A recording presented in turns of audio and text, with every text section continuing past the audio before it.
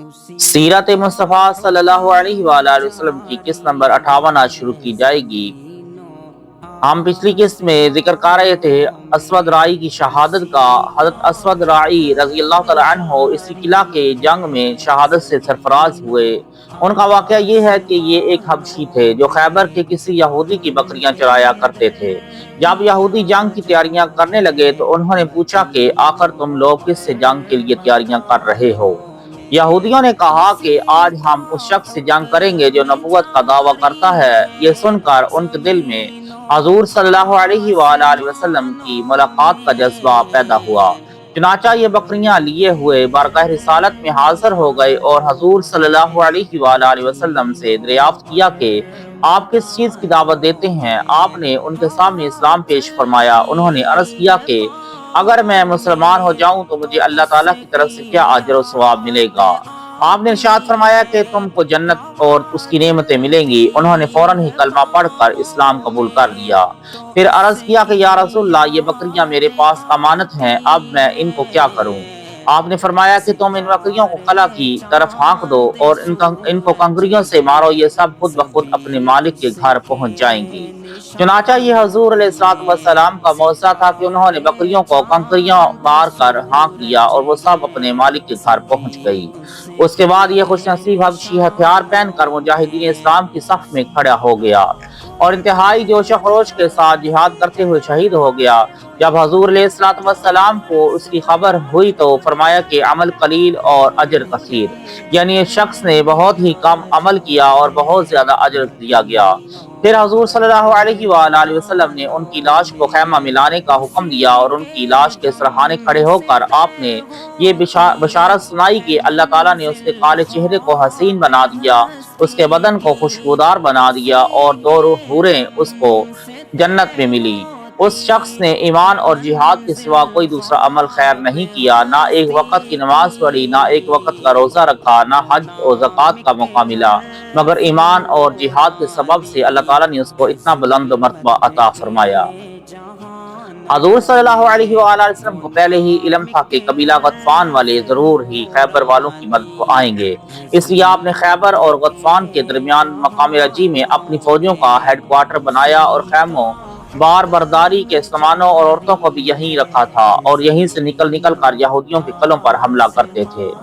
قلعہ نعم کے بعد دوسرے قلعے میں بھی بآسانی اور بہت جلد فتح ہو گئے، لیکن قلعہ قموس جو چونکہ بہت ہی مضبوط اور محفوظ قلعہ تھا اور یہاں یہودیوں کی فوجیں بھی بہت زیادہ تھیں اور یہودیوں کا سب سے بڑا بہادر مرہب خود اس قلعہ کی حفاظت کرتا تھا، اس لیے اس قلعہ کو فتح کرنے میں بڑی دشواری ہوئی، کئی روز تک یہ مہم سر نہ ہو سکی۔ حضور صلی اللہ علیہ وآلہ وسلم نے اس قلعہ پر پہلے دن حضرت ابوبکر صدیق رضی اللہ تعالیٰ عنہ کی کمان میں اسلامی فوجوں کو چڑھائی کے لیے بھیجا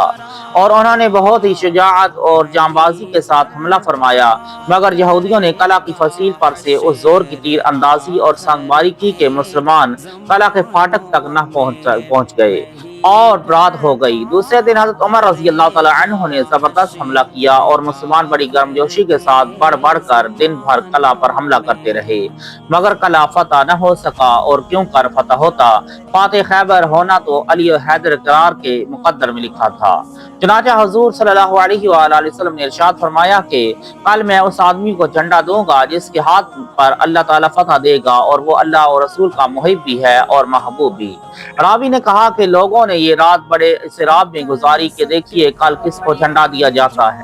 صبح ہوئی تو صحابہ کرام خدمت اقدس میں بڑے اشتیاق کے ساتھ یہ تمنا لے کر حاضر ہوئے کہ یہ اعزاز و شرف ہمیں مل جائے، اس لیے کہ جس کو جھنڈا ملے گا اس کے لیے 3 بشارتیں ہیں، وہ اللہ عز و جل اور رسول صلی اللہ علیہ وآلہ وسلم کا محب ہے، وہ اللہ اور رسول کا محبوب ہے، خیبر اس کے ہاتھ سے فتح ہوگا۔ حضرت عمر رضی اللہ تعالیٰ عنہ کا بیان ہے کہ اس روز مجھے بڑی تمنا تھی کہ کاش آج مجھے جھنڈا عنایت ہوتا۔ وہ یہ بھی فرماتے کہ اس موقع کے سوا مجھے کبھی بھی فوج کی سرداری اور افسری کی تمنا نہ تھی۔ حضرت سعد رضی اللہ تعالیٰ عنہ کے بیان سے معلوم ہوتا ہے کہ دوسرے صحابہ کرام بھی اس نعمت عظمیٰ کے لیے ترس رہے تھے، لیکن صبح کو اچانک یہ صدا لوگوں کے کان میں آئی کہ علی کہاں ہے۔ لوگوں نے عرض کیا کہ ان کی آنکھوں میں اشوب ہے۔ آپ نے قاصد بھیج کر ان کو بلایا اور ان کی دکھتی ہوئی آنکھوں میں اپنا لعاب دہن لگا دیا اور دعا فرمائی تو فوراً انہیں ایسی شفا حاصل ہو گئی کہ گویا انہیں کوئی تکلیف تھی ہی نہیں۔ پھر تاجدار دو عالم صلی اللہ علیہ وآلہ وسلم نے اپنے دست مبارک سے اپنا علم نبوی جو حضرت ام المؤمنین بی بی عائشہ صدیقہ رضی اللہ تعالی عنہ کی سیاہ چادر سے تیار کیا گیا تھا، حضرت علی رضی اللہ تعالی عنہ کے ہاتھ میں عطا فرمایا اور ارشاد فرمایا کہ تم بڑے سکون کے ساتھ جاؤ اور ان یہودیوں کو اسلام کی دعوت دو اور بتاؤ کہ مسلمان ہو جانے کے بعد تم پر فلاں فلاں اللہ کے حقوق واجب ہیں۔ اللہ کی قسم اگر ایک آدمی نے بھی تمہاری بدولت اسلام قبول کر لیا تو یہ دولت تمہارے لیے صرف اونٹوں سے بھی زیادہ بہتر ہے۔ حضرت علی اور مرحب کی جنگ۔ حضرت علی رضی اللہ تعالیٰ عنہ نے قلعہ قاموس کے پاس پہنچ کر یہودیوں کو اسلام کی دعوت دی، لیکن انہوں نے اس دعوت کا جواب اینٹ اور پتھر اور تیر و تلوار سے دیا، اور قلعہ کا رئیس اعظم مرحب خود بڑے تنتنا کے ساتھ نکلا، سر پر یمنی زرد رنگ کا ڈھاٹا باندھے ہوئے اور اس کے اوپر پتھر کا خود پہنے ہوئے رجس کا یہ شعر پڑھتے ہوئے حملہ کے لیے آگے بڑھا کہ خیبر خوب جانتا ہے کہ میں مرحب ہوں، اسلحہ پوش ہوں، بہت ہی بہادر اور تجربہ کار ہوں۔ حضرت علی رضی اللہ تعالیٰ عنہ نے اس کے جواب میں رجس کا یہ شعر پڑھا،